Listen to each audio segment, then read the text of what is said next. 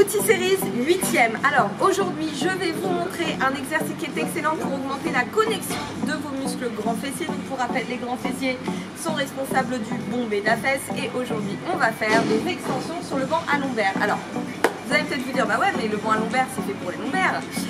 Oui, mais les lombaires, je le rappelle, ce sont des os et on ne travaille pas les os, on travaille les muscles qui sont autour. Donc effectivement, sur le banc à lombaire, on peut éventuellement solliciter la zone lombaire. Nous, on va s'intéresser à l'extension de hanche puisque, je le rappelle, le grand fessier est extenseur de hanche et c'est le muscle le plus puissant de notre corps. Il est juste un petit peu fainéant, donc là, on va augmenter son recrutement pour le faire participer au maximum sur tous les autres mouvements. Je vous montre comment exécuter le mouvement, je vous montre ce qu'il ne faut pas faire et que je vois très souvent en salle. Et n'oubliez pas, quoi que vous fassiez, de toujours connecter votre cerveau aux muscles que vous souhaitez engager. Allez, c'est parti!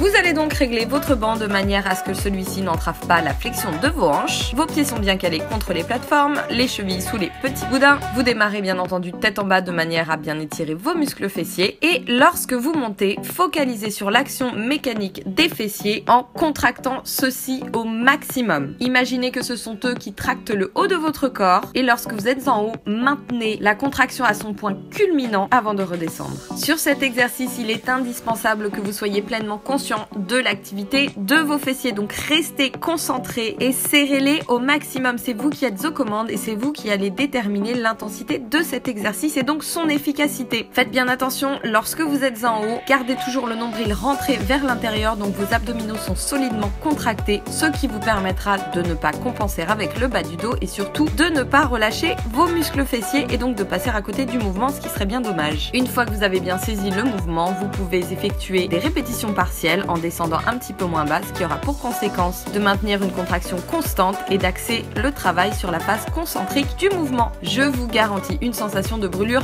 assurée.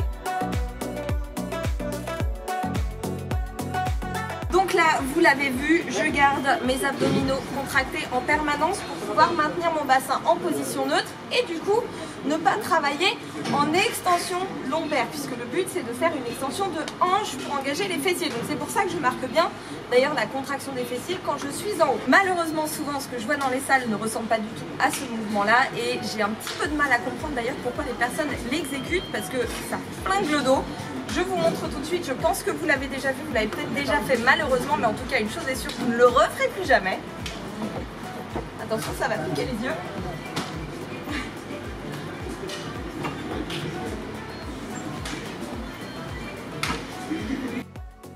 Voilà, alors là, j'ai aucun engagement au niveau des fessiers et j'écrase complètement mes vertèbres lombaires en hyper extension. Donc il n'y a pas grand intérêt, déjà que notre problème majeur est d'avoir cette antéversion qui crée une forte zone de tension au niveau de la colonne lombaire. Donc on évite à tout prix ce genre de mouvement, on évite de faire de la balançoire, on évite de le faire avec les abdos relâchés et on focalise évidemment sur l'engagement des muscles fessiers. Comme je le dis à chaque fois, imaginez que vous avez une noix à casser entre vos deux fesses. C'est pas glamour, mais ça représente bien les choses. Donc sur ce mouvement-là, il est évidemment question de travail de connexion musculaire et non de travail de force. Donc on ne le fait pas avec des charges lourdes, on le fait plutôt en fin de séance en travaillant sur les sensations et en travaillant sur la connexion cerveau-muscle. Donc n'oubliez pas, on ne compense pas avec le bas du dos, on ressent bien le travail des fessiers.